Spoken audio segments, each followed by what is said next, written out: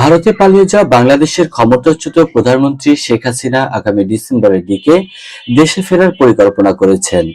দেশে ফেরার পর তিনি এবং কার্যক্রম নিষিদ্ধ আওয়ামী লীগের জ্যেষ্ঠ নেতারাও আদালতে আত্মসমর্পণ করবেন বলে জানিয়েছেন তিনি। বৃহস্পতিবার গভীর রাত থেকে শুক্রবার পর্যন্ত প্রায় 1 ঘন্টা টেলিফোন সাক্ষাৎকারে রয়টার্সকে এসব কথা বলেন শেখ হাসিনা। রয়টার্স বলছে, 2024 সালে ক্ষমতাচ্যুত হওয়ার পর এই প্রথম কোন সংবাদ মাধ্যমকে সরাসরি সাক্ষাৎকার দিলেন তিনি। প্রতিবেদনে বলা হয়েছে, দেশে শেখ হাসিনার বিরুদ্ধে মৃত্যুদণ্ডের রায় রয়েছে এবং আওয়ামী লীগের কার্যক্রম নিষিদ্ধ। তবে তিনি বলছেন, 2 বছর আগে দেশ ছেড়ে তারা ভারতে আশ্রয় নিল, এখন স্বেচ্ছায় ফিরে আদালতের মুখোমুখি হতে চান।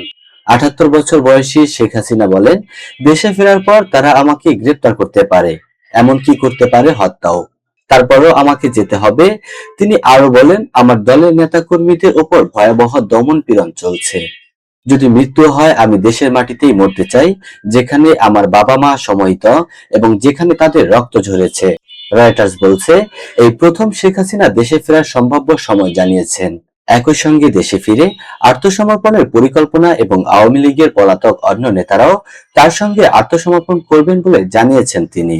তবে দেশে ফেরার নির্দিষ্ট তারিখ, কখন আত্মসমর্পণ করবেন কিংবা কোন আদালতে আত্মসমর্পণ করবেন, এসব বিষয়ে কিছুই জানাননি শেখ হাসিনা। প্রতিবেদনে আরো বলা হয়েছে, 2024 সালে ছাত্র জনতার অভ্যুত্থানের মুখে শেখ হাসিনার সরকারের পতন হয়। একাধিক মেয়াদী প্রায় 20 বছর প্রধানমন্ত্রী হিসেবে দায়িত্ব পালনের পর তিনি বাংলাদেশ ছেড়ে ভারতে পালিয়ে যান। জাতিসংঘের একটি প্রতিবেদন অনুযায়ী, শেখ হাসিনা সরকারের পতনের আগে অভ্যুত্থান দমনে চালানো অভিযানে সর্বোচ্চ 1400 মানুষ নিহত হয়। রয়টার্স জানিয়েছে, শেখ হাসিনা দেশে ফিরলে 2 বছরের রাজনৈতিক অস্থিরতার পর স্থিতিশীলতা ফেরানোর চেষ্টা চালানো বাংলাদেশের রাজনৈতিক বিভাজন আরো তীব্র হতে পারে। অন্যদিকে তার দেশে ফেরার বিষয়টি ভারতের সঙ্গে বাংলাদেশের টানাপোড়েনপূর্ণ সম্পর্কের উন্নতিতেও ভূমিকা রাখতে পারে, কেননা শেখ হাসিনাকে ভারত আশ্রয় দেওয়ার পর দুই দেশের সম্পর্কের উল্লেখযোগ্য অবনতি হয়। শেখ হাসিনাকে ফেরাতে ইতিমধ্যে একাধিকবার ভারতের প্রতি আহ্বান জানিয়েছে বাংলাদেশ সরকার। শেখ হাসিনা বলেন, ঢাকার কর্তৃপক্ষ আমাকে দেশে ফেরত নিতে চায়। আমাকে ফেরত পাঠানোর জন্য তারা বারবার ভারতকে চিঠি দিচ্ছে। আমি নিজেই দেশে যাব। তার এই বক্তব্যের বিষয়ে মন্তব্য জানাতে বাংলাদেশের সরকারের মুখপাত্রদের সঙ্গে যোগাযোগ করেছিল রয়টার্স, তবে তার কোনো জবাব দেননি বাংলাদেশ সরকারের কোনো মুখপাত্র।